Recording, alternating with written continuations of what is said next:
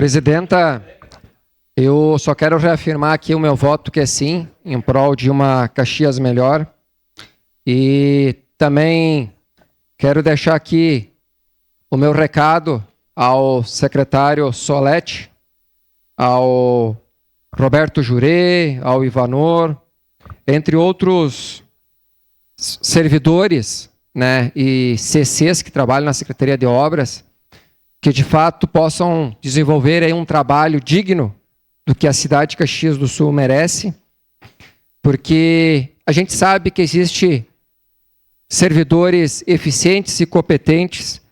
junto à Secretaria de Obras, como outras diversas secretarias do nosso município, que fazem parte do nosso governo, e reforçando Ivanor, Roberto Jurê, Solete, para que possam fazer a diferença, sim, nessas ruas aqui de Caxias e que possamos ter dignidade, né,